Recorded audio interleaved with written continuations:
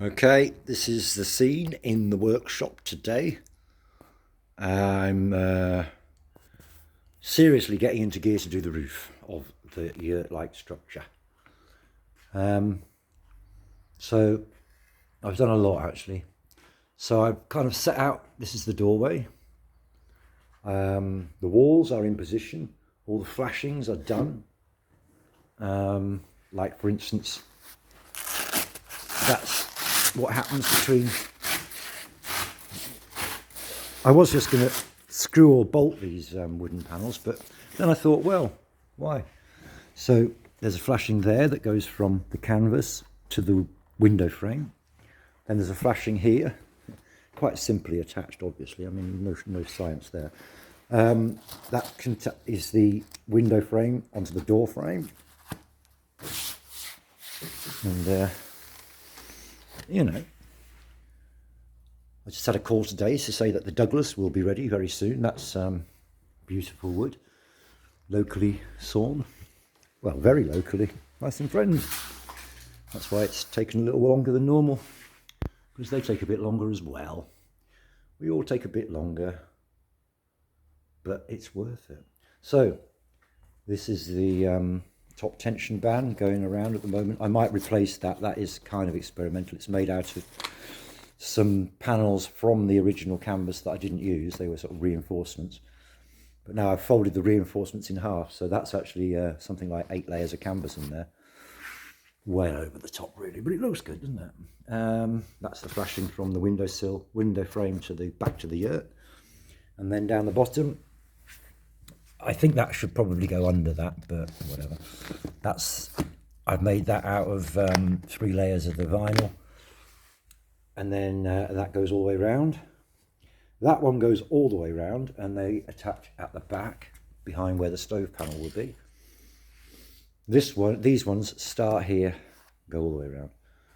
So I've leveled them, and I've done some jiggery pokery, and I've had to make some panels to go underneath all the window frames, because after doing the drawings I decided that these wall frames should have a piece of plywood set in the bottom of them inside the sack, but I didn't allow for that extra 10mm on those, so I've had to make a load of those. Anyway, where I've got to now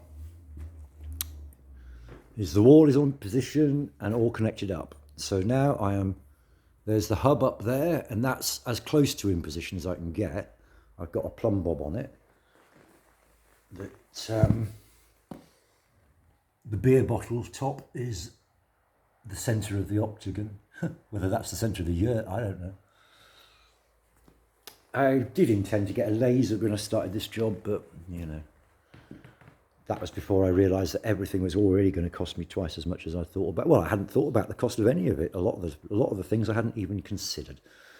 I never considered varnish, glue, screws. So varnish, glue and screws, I've spent about 400 quid so far. And I'm not finished. So the hub's in position, and I've got these sort of thin bits of 1x1 just coming down, just sort of equalise the situation and do a bit of measuring and check the rake of the roof. I have actually lowered the hub like 6 inches from what it was, because all the time I've been building this, I've been a bit worried about how steep it seems here. And then when I put the hub up, actually, the hub went higher. So all of this gubbins here is just temporary scaffold. That's nothing to do with the actual yurt. So when the yurt's installed, I will have to dismantle that. So there we are, that's not a problem. So the weather's been absolutely fantastic, but now it's not. Workshop's pretty much full. In fact, all this fantastic space is taken with the yurt.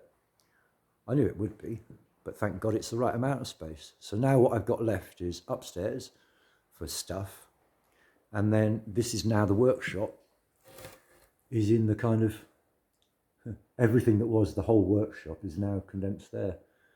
But, you know, it's almost right. And on a dry day, Steve from Radar 4x4 has said that it's all right. I can use he owns this land out here, and out there are some massive concrete slabs, and that is now my outside workspace where I can make the panels up for this roof.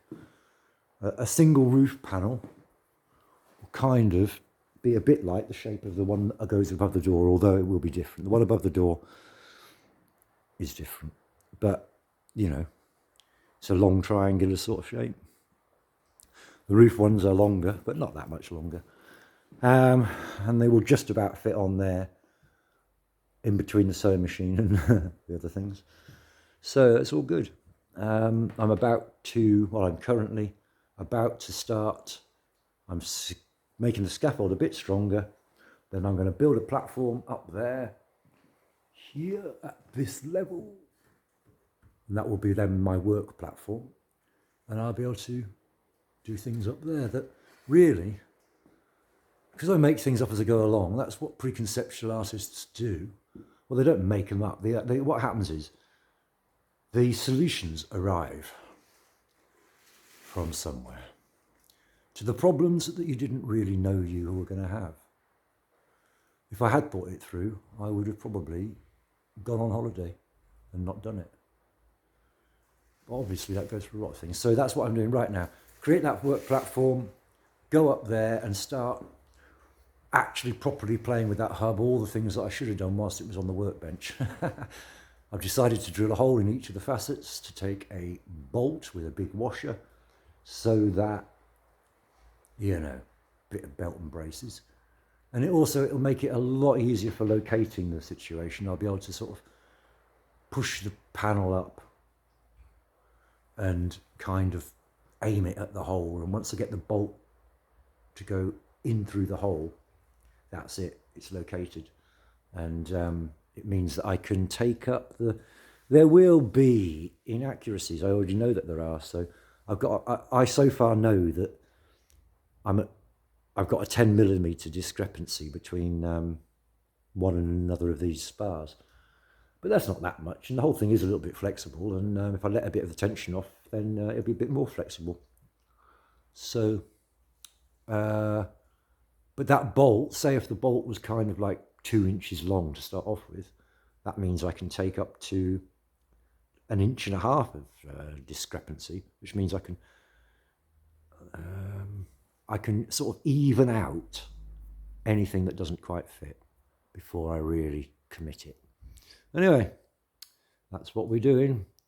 We're about a week behind the final schedule now, but you know, what can you do? Onwards and upwards. Okay, good luck to everybody.